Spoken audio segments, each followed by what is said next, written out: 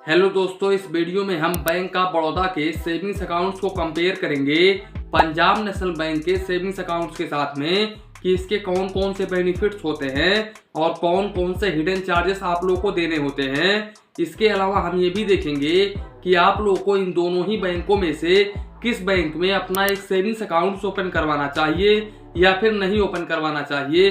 तो दोस्तों, वीडियो को बिल्कुल भी स्किप मत करिएगा और अगर आप चैनल पर पहली बार आए हैं तो प्लीज चैनल को सब्सक्राइब कर लें ताकि आपको ऐसे नॉलेजफुल वीडियोस मिले सबसे पहले। तो चलिए इसी के साथ में वीडियो स्टार्ट करते हैं। दोस्तों, जानकारी के लिए हम आप लोगों को बता दें कि पंजाब नेशनल बैंक और बैंक ऑफ बड़ौदा ये दोनों ही बैंक गवर्नमेंट सेक्टर के बैंक हैं। दोस्तों, अगर हम पैसे सुरक्षित होने की बात करें तो ये दोनों ही बैंक DICGC से इंश्योर होते हैं। DICGC का पूरा नाम है deposit insurance credit guarantee corporation, जो कि RBI की एक सब्सिडी बॉडी है जिसके अंतर्गत हर बैंक के हर कस्टमर को 5 लाख रुपए तक का इंश्योरेंस बिल्कुल फ्री में प्रोवाइड किया जाता है।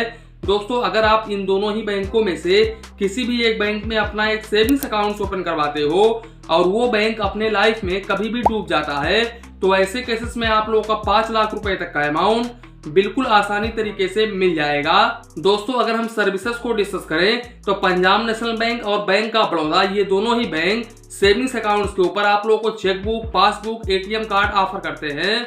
इसके अलावा इन दोनों ही बैंकों में आप लोगों को मोबाइल बैंकिंग, इंटरनेट बैंकिंग भी देखने को मिल जाता है। दोस्तों, अगर हम एलिजिबिलिटी क्राइटेरिया को देखें तो यहाँ पर आप इन दोनों ही बैंकों में 10 ईयर से अपना एक सेविंग्स अकाउंट ओपन करा सकते हैं। हालांकि जब आप 10 ईयर से अपना एक सेविंग्स अकाउंट ओपन करवाते हैं तो वो अकाउंट पूरी तरह से माइनर के कैटेगरी में होता है और उसको पेरेंट्स मेंटेन करते हैं। दोस्तों, अगर हम डॉक्यूमेंट्स को डिस्कस करें तो यहाँ पर आप अपना आधार कार्ड, पैन कार्ड, इसके अलावा driving licence, voter ID card, इसके साथ साथ आप कोई भी लीगल डॉक्यूमेंट्स दे करके इन दोनों ही बैंकों में अपना एक सेविंग्स अकाउंट ओपन करा सकते हैं। हालांकि यहाँ पर पैन कार्ड अनिवार्य होता है। अगर आप पैन कार्ड नहीं लगाते हैं तो ऐसे केस में इन दोनों ही बैंकों के ब्रांच में आप अपना सेविंग्स अकाउंट ओपन नहीं करा सकते हैं। हालांकि अगर आपके पास में पैन कार्ड नहीं है तो आप इन बैंकों के BC पॉइंट पर जाकर के मात्र आधार कार्ड के माध्यम से अपना सेविंग्स अकाउंट ओपन करा सकते हैं। दोस्तों, अगर हम रेट ऑफ इंटरेस्ट को देखें तो यहाँ पर पंजाब नेशनल बैंक अपने सेविंग्स अकाउंट्स के ऊपर 2.70% का रेट ऑफ इंटरेस्ट ऑफर करता है, जबकि bank of Baroda savings accounts के ऊपर 2.75% पर एनम का रेट ऑफ इंटरेस्ट ऑफर करता है। यहाँ पर bank of Baroda number 1 position पर हो जाता है पंजाब नेशनल बैंक से। इसके अलावा दोस्तों, अगर हम FD को डिस्कस करें तो आप लोगों को ये दोनों ही बैंक 1 ईयर FD के ऊपर 6.75% पर एनम का रेट ऑफ इंटरेस्ट ऑफर करते हैं। और अगर आप सीनियर सिटीजन के कैटेगरी में आते हैं तो ऐसे केसेस में आप लोगों को ये दोनों ही बैंक 7.25% पर एनम का रेट ऑफ इंटरेस्ट ऑफर करते हैं। दोस्तों, इंटरेस्ट रेट कम ज्यादा होता रहता है। ये मैं जिस टाइम वीडियो शूट कर रहा हूँ उस टाइम का इंटरेस्ट रेट है। हो सकता है जब आप लोग वीडियोस देख रहे हो उस टाइम पर इंटरेस्ट रेट बढ़ गया हो या फिर कम हो गया हो, तो हम यहाँ पर कुछ कह नहीं सकते हैं। इसके अलावा दोस्तों, अगर हम मिनिमम बैलेंस को डिस्कस करें तो यहाँ पर आप लोग को क्वार्टरली एवरेज बैलेंस मेंटेन करना होता है और इन दोनों ही बैंकों में आप लोग को रूरल में 500 रुपए, सेमी अर्बन में 1000 रुपीज, वहीं पर अर्बन और मेट्रो सिटीज में आप लोगों को 2000 रुपीज मेंटेन करना होता है। और अगर आप इस बैलेंस को मेंटेन नहीं करते हो तो इन दोनों ही बैंकों में आप लोगों को मैक्सिमम 250 रुपए प्लस GST तक चार्जेस देना पड़ सकता है। ये डिपेंड करता है कि आपने अपने अकाउंट्स में कितना अमाउंट शॉर्टफॉल किया है, उसी के अकॉर्डिंग आप लोगों को चार्जेस देना होगा। मैंने आप लोगों को मैक्सिमम चार्जेस बताया है। दोस्तों, अगर हम SMS अलर्ट को देखें तो पंजाब नेशनल बैंक में आप लोगों को 15 रुपए प्लस GST मैक्सिमम चार्जेस देना होता है क्वार्टरली, जबकि बैंक ऑफ बड़ौदा में आप लोगों को 15 रुपए plus GST per month charges देना होता है मैक्सिमम। तो यहाँ पर बैंक ऑफ बड़ौदा का ये एक माइनस पॉइंट हो जाता है और यहाँ पर पंजाब नेशनल बैंक बेस्ट हो जाता है SMS अलर्ट के मामले में। इसके अलावा दोस्तों, अगर हम चेकबुक को डिस्कस करें तो यहाँ पर पंजाब नेशनल बैंक आप लोगों को 25 पेज का चेकबुक बिल्कुल फ्री में ऑफर करता है पर फाइनेंशियल ईयर। और अगर आप एक्स्ट्रा चेकबुक लेना चाहते हैं तो यहाँ पर आप लोगों को पर लीव्स यानी कि पर पेज का 4 रुपए प्लस GST चार्जेस देना होगा, जबकि बैंक ऑफ बड़ौदा के केस में ऐसा बिल्कुल भी नहीं है। बैंक ऑफ बड़ौदा अपने मेट्रो सिटी और अर्बन के कस्टमर्स को 30 पेज का चेकबुक पर फाइनेंशियल ईयर बिल्कुल फ्री में ऑफर करता है। और यहाँ पर अगर अर्बन और मेट्रो सिटीज के कस्टमर्स चेकबुक लेते हैं तो ऐसे केसेस में उनको 4 रुपीज प्लस जीएसटी चार्जेस देना होता है पर लीव्स यानी कि पर पेज का। और अगर रूरल और सेमी अर्बन में आपका अकाउंट है बैंक ऑफ बड़ौदा में तो यहाँ पर आप लोगों को पर लीव्स यानी कि पर पेज का 2 रुपए 50 पैसे चार्जेस देना होगा प्लस जीएसटी। और यहाँ पर आप लोगों को फ्री में कोई भी चेकबुक बैंक ऑफ बड़ौदा नहीं ऑफर करता है, ओनली मेट्रो सिटी और अर्बन के कस्टमर्स को ऑफर करता है। तो यहाँ पर बैंक ऑफ बड़ौदा का ये एक माइनस पॉइंट हो जाता है दोस्तों। इसके अलावा दोस्तों अगर हम एटीएम कार्ड को डिस्कस करें तो ये दोनों ही बैंक क्लासिक वेरिएंट का डेबिट कार्ड ऑफर करते हैं, जिसकी अगर हम एनुअल फीस की बात करें तो पंजाब नेशनल बैंक में आप लोग को 150 रुपए प्लस जीएसटी, वहीं पर बैंक ऑफ बड़ौदा में आप लोग को 200 रुपए प्लस जीएसटी चार्जेस देना होता है।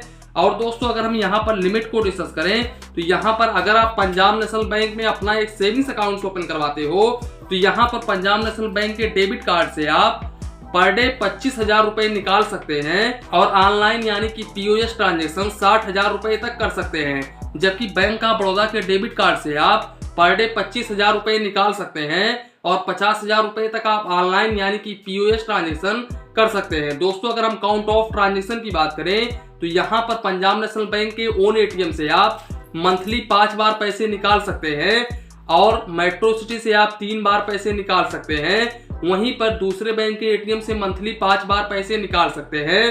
सेम ऐसा ही केस आप लोगों को बैंक ऑफ बड़ौदा में भी देखने को मिल जाएगा। और अगर आप इस काउंट ऑफ ट्रांजेक्शन के लिमिट को क्रॉस करते हैं तो ऐसे केसेस में आप लोगों को यहाँ पर पंजाब नेशनल बैंक में 10 रुपए प्लस जीएसटी पर ट्रांजैक्शन चार्जेस देना होता है।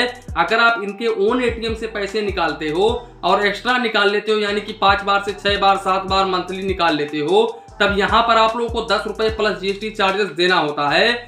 जबकि अगर आप दूसरे बैंक के एटीएम से पैसे निकालते हो और लिमिट क्रॉस कर देते हो यानी कि 5 से 6 बार 7 बार निकाल लेते हो तो यहाँ पर फाइनेंशियल ट्रांजेक्शन पर आप लोगों को 21 रुपीज प्लस जीएसटी चार्जेस देना होता है और नॉन फाइनेंशियल में आप लोग को 10 रुपए प्लस जीएसटी चार्जेस देना होता है। जबकि यहाँ पर बैंक ऑफ बड़ौदा के केस में ऐसा बिल्कुल भी नहीं है। बैंक ऑफ बड़ौदा के केस में अगर आप बैंक ऑफ बड़ौदा के ओन एटीएम से लिमिट क्रॉस करते हो या फिर दूसरे बैंक के एटीएम से लिमिट क्रॉस करते हो तो भी यहाँ पर फाइनेंशियल में 21 rupees plus GST per transaction charges देना होता है और नॉन फाइनेंशियल में 11 रुपए plus GST per transaction charges देना होता है। दोस्तों जानकारी के लिए हम आप लोगों को बता दें कि बैंक ऑफ बड़ौदा ये काउंट ऑफ ट्रांजेक्शन का जो चार्जेस है ये हाल ही में इंक्रीज किया है। पहले ये 21 के जगह पर 20 हुआ करता था और ये 11 के जगह पर 10 रुपए हुआ करता था, लेकिन अब इन्होंने चार्जेस को इंक्रीज कर दिया है, तो इस बात का आप ध्यान रखें। तो दोस्तों यहाँ पर हमने देखा कि पंजाब नेशनल बैंक बेस्ट है बैंक ऑफ बड़ौदा से, क्योंकि यहाँ पर पंजाब नेशनल बैंक 25 पेज का चेकबुक ऑफर कर रहा है और मेट्रो सिटी के कस्टमर्स हो या फिर अर्बन के कस्टमर्स हो या फिर सेमी अर्बन के कस्टमर्स को यानी कि सभी कस्टमर्स को यहाँ पर 25 पेज का चेकबुक ऑफर कर रहा है। जबकि यहाँ पर bank of Baroda only metro city और अर्बन के कस्टमर्स को ही चेकबुक ऑफर कर रहा है। तो यहाँ पर बैंक ऑफ बड़ौदा का ये एक माइनस पॉइंट है। इसके अलावा यहाँ पर पंजाब नेशनल बैंक के डेबिट कार्ड पर आप लोगों को लिमिट भी ज्यादा देखने को मिल जाता है। तो दोस्तों यहाँ पर हम कह सकते हैं कि Punjab national bank of Baroda से काफी बेस्ट हो जाता है। वैसे अगर आपके पास में बैंक ऑफ बड़ौदा का अकाउंट्स है तो आप अपना फीडबैक जरूर दें कि बैंक ऑफ बड़ौदा कैसा बैंक है। यहाँ पर मैंने ओनली एजुकेशन पर्पस आप लोगों को बताया है कि इन दोनों बैंकों में फर्क क्या है। दोस्तों अब यहाँ पर आप लोगों को ये डिसाइड करना है कि किस बैंक में हमको एक सेविंग्स अकाउंट ओपन करवाना चाहिए या फिर नहीं ओपन करवाना चाहिए। तो दोस्तों इसी के साथ में वीडियो समाप्त करते हैं। वीडियो पसंद आया हो तो प्लीज वीडियो को एक लाइक करिए और अपने चैनल फाइनेंस बैंकिंग को सब्सक्राइब करिए। मन में कुछ डाउट हो, कंफ्यूजन हो तो प्लीज कमेंट करिए। धन्यवाद, मिलते हैं नेक्स्ट वीडियो में।